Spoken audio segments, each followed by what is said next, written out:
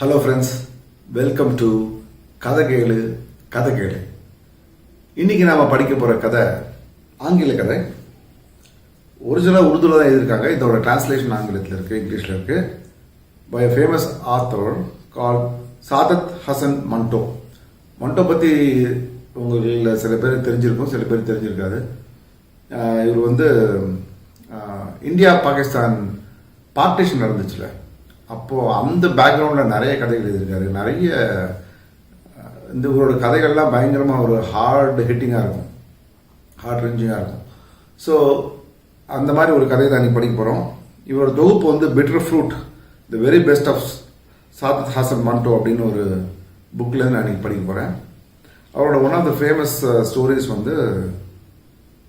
தோபா Tek Singh. So இன்றைக்கி நம்ம படிக்க போகிற கதை தோபா தேக் சிங். முதல்ல இந்த கதையை நான் அப்படியே இங்கிலீஷில் படிச்சிடுறேன். ஸோ நீங்கள் ஆடியோ புக் மாதிரி கேட்கணும்னா இதை கேட்டுக்கலாம். இப்போ நடுவில் ஏதாவது கமெண்ட்ஸ் வந்தால் கூட அதை நான் தமிழில் சொல்கிறேன். Okay, now here we go. Toba Tek Singh. A couple of years after the partition of the country, it occurred to the respective governments of India and Pakistan that inmates of the lunatic asylums, like prisoners, should also be exchanged. Muslim lunatics in India should be transferred to Pakistan, and Hindu and Sikh lunatics in Pakistan asylums should be sent to India. Whether this was a reasonable or an unreasonable idea is difficult to say. One thing, however, is clear. It took many conferences of important officials from the two sides to come to this decision. Final details, like the date of actual exchange, were carefully worked out. Muslim lunatics whose families were still residing in India were to be left undisturbed. The rest moved to the border for the exchange. The situation in Pakistan was slightly different, since almost the entire population of Hindus and Sikhs had already migrated to India. The question of keeping non-Muslim lunatics in Pakistan did not therefore arise. While it is not known what the reaction in India was, when the news reached the Lahore lunatic asylum, it immediately became the subject of heated discussion. One Muslim lunatic, a regular reader of the fire-eating daily newspaper Zamindar, when asked what Pakistan was, replied after deep reflection, the name of a place in India where cutthroat razors are manufactured. This profound observation was received with visible satisfaction.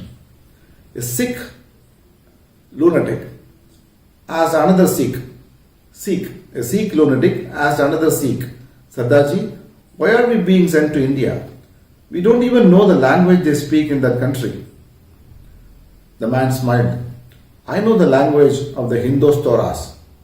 These devils always strut about as if they were the lords of the earth. Strut அப்படின்னா கெத்தா, இந்த இதை எப்பவுமே அவங்க தான் பெரிய Lord's of the earth மாதிரி தெரிஞ்சுக்கிட்டு இருப்பாங்க அப்படின்னு ஒரு பைத்தியம் சொல்லுது. lunatic, மனநோயாளி. One day, a Muslim lunatic, while taking his bath, raised the slogan Pakistan Zindabad with such enthusiasm that he lost his balance and was later found lying on the floor unconscious. Not all inmates were mad. Some were perfectly normal, except that they were murderers. To spare them the hangman's noose, their families had managed to get them committed after bribing officials down the line.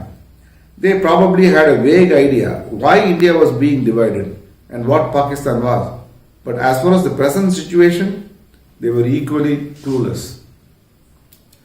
Newspapers were no help either, and the asylum guards were ignorant if not illiterate. Nor was there anything to be learned by eavesdropping on their conversations. Some said there was this man by the name Muhammad Ali Jinnah or Qaid Azam who had set up a separate country for Muslims called Pakistan. As to where Pakistan was located, the inmates knew nothing. That was why both the mad and the partially mad were unable to decide whether they were now in India or in Pakistan. If they were in India, where on earth was Pakistan? And if they were in Pakistan, then how come that until only the other day it was India?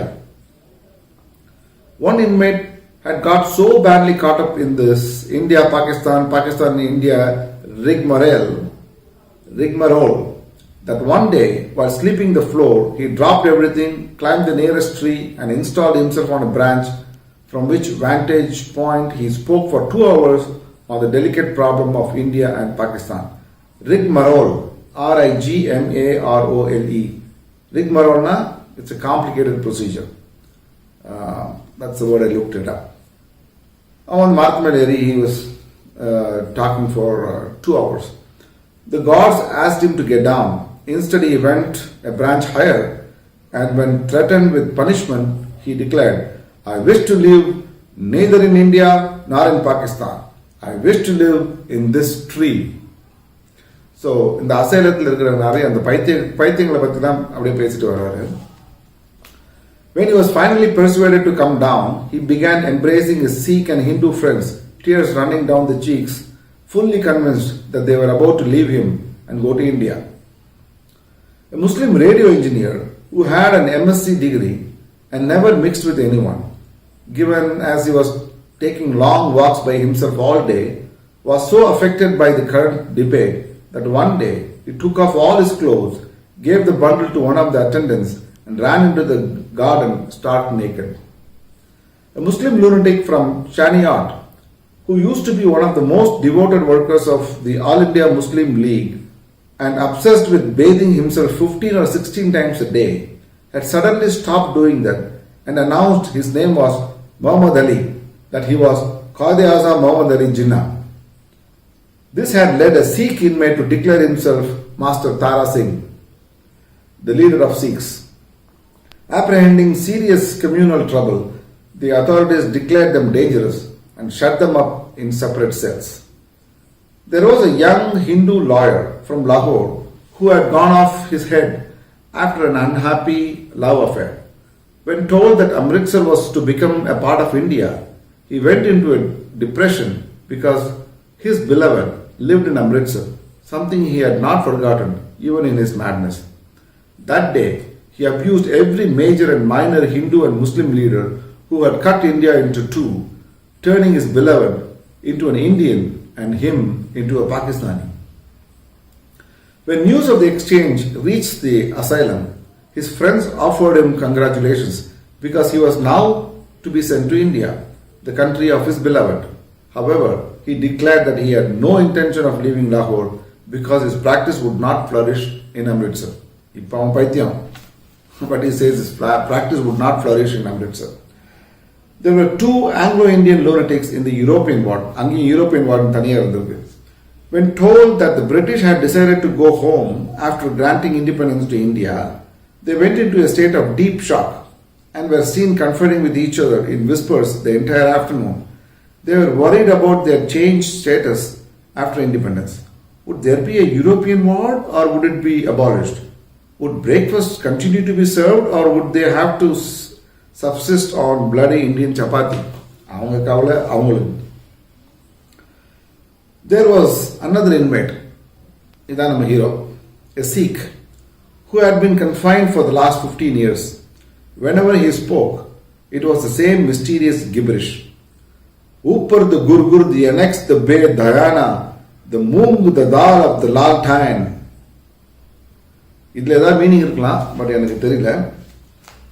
God said he had not slept a wink in 15 years. Occasionally, he could be observed leaning against a wall, but the rest of the time he was always to be found standing. Because of this, his legs were permanently swollen, something that did not appear to bother him. Recently, he had started to listen carefully to discussions about the forthcoming exchange of Indian and Pakistani lunatics. When asked his opinion, he observed solemnly, Upar the Gurgur, the annex, the Bay Dayana, the Moong, the Dal of the government of Pakistan. Of late, however, the government of Pakistan had been replaced by the government of Toba Tek Singh, a small town in Punjab, which was his home. So Toba Tek Singh is the name of a place in Punjab. He had also begun inquiring where Toba Tek Singh was to go, India ka Pakistan ka. However, nobody was quite sure whether it was in India or Pakistan. எங்க இருக்குன்னு தெரியல. Those who had tried to solve this mystery had become utterly confused when told that Sialkot, which used to be in India, was now in Pakistan. It was anybody's guess what was going to happen to Lahore, which was currently in Pakistan, but could slide into India any moment.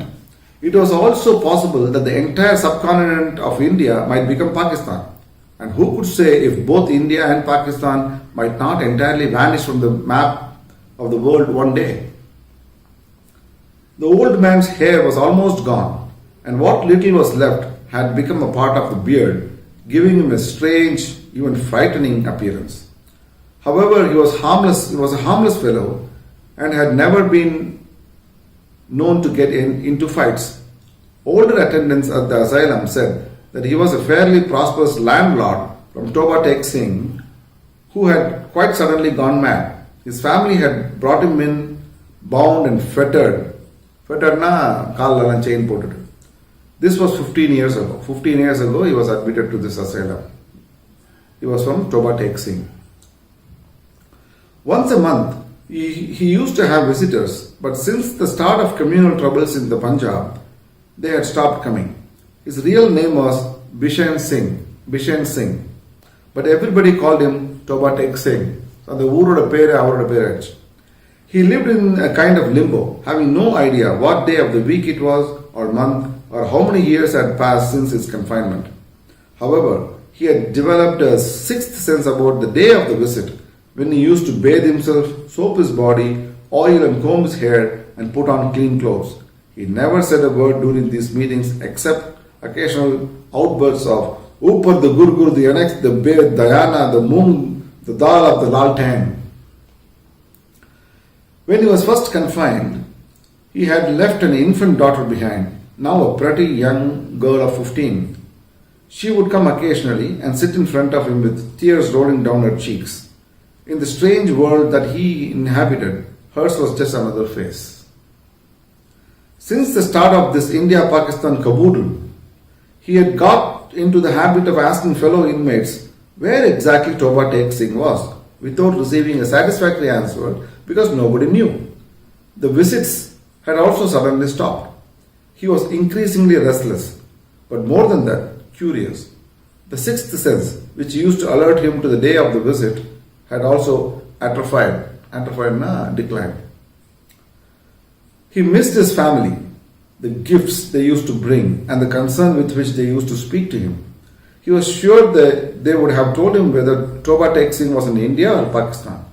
He also had a feeling that they came from Toba Tek Singh, where he used to have his home. One of the inmates had declared himself God. Bishen Singh asked him one day if Toba Tek Singh was in India or Pakistan. The man chuckled, neither in India nor in Pakistan, because so far we have issued no orders in this aspect. Bishen Singh begged God to issue the necessary orders so that his problems could be solved, but he was disappointed as God appeared to be preoccupied with more pressing matters. Finally, he told him angrily, Upar the Gurgur, the Annex, the Moong, the Dal of Guruji, the Khalsa, the Guruji ki Fateh, Jo Bole, so Nikal Sat Sri Akal. What he wanted to say was, you don't answer my prayers because you are a Muslim God. Had you seen a Sikh God, had you been a Sikh God, you would have been more of a sport. Few days before the exchange was to take place, one of Bishen Singh's Muslim friends from Toba Tek Singh came to see him, the first time in 15 years. Bishen Singh looked at him once and turned away, until a guard said to him, "This is your old friend Fazal Din. He has come all the way to meet you." Bishen Singh looked at Fazal Din and began to mumble something. Fazal Din placed his hand on his friend's shoulder and said, "I have been meaning to come for some time to bring you the news. All your family is well and has gone to India safely. I did what I could to help. Your daughter, Roop Kapoor," he hesitated, "she is safe too in India." Bishen Singh kept quiet.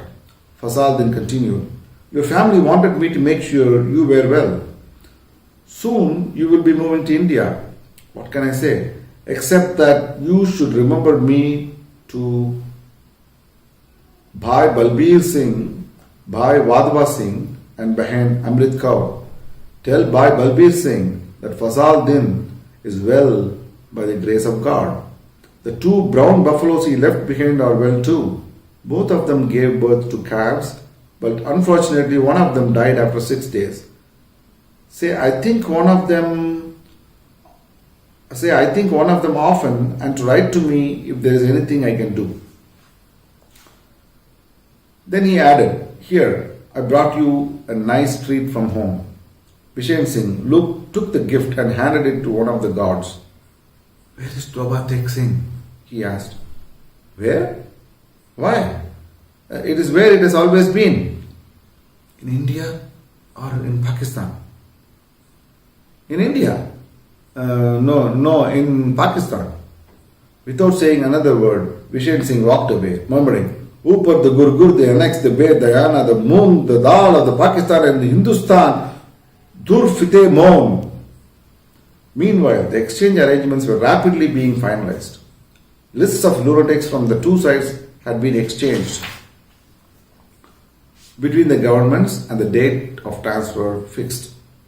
On a cold winter evening, buses full of Hindu and Sikh lunatics, accompanied by armed police and officials, began moving out of the Lahore asylum towards Wagah, the dividing line between India and Pakistan. Senior officials from the two sides in charge of exchange arrangements met, signed documents, and the transfer got underway. It was quite a job getting the men out of the buses and handing them over to the officials. Some just refused to leave. Those who were persuaded to do so began to run pell-mell in every direction. Some were stark naked. All efforts to get them to cover themselves had failed because they couldn't be kept from tearing off their garments. Some were shouting abuse or singing. Others were weeping bitterly. Many fights broke out. In short, complete confusion prevailed. Female lunatics were also being exchanged and they were even noisier. It was bitterly cold. Most of the inmates appeared to be dead set against the entire operation. They simply could not understand why they were being forcibly removed, thrown into buses and driven to this strange place. There were slogans of Pakistan Zindabad and Pakistan Murdabad followed by fights. When Bishen Singh was brought out and asked to give his name so that it could be recorded in a register, he asked the official behind the desk, Where is Toba Tek Singh? In India or Pakistan? Pakistan, he answered with a vulgar laugh. Bishen Singh tried to run, but was overpowered by the Pakistani guards who tried to push him across the dividing line towards India. However, he wouldn't move. This is Toba Tek Singh, he announced. Upar the Gurgur, the annex, the Be, Dayana, Moong, the Dal of Toba Tek Singh and Pakistan. Many efforts were made to explain to him that Toba Tek Singh had already been moved to India or would be moved immediately, but it had no effect on Bishen Singh. The guards even tried force but soon gave up. There he stood in no man's land on his swollen legs like a colossus. Since he was a harmless old man, no further attempt was made to push him into India. He was allowed to stand where he wanted while the exchange continued. The night wore on. Just before sunrise, Bishen Singh, the man who had stood on his legs for 15 years, screamed, and as officials from the two sides rushed towards him, he collapsed to the ground. There, behind barbed wire on one side lay India, and behind more barbed wire on the other side lay Pakistan. In between, on a bit of earth which had no name, lay Toba Tek Singh.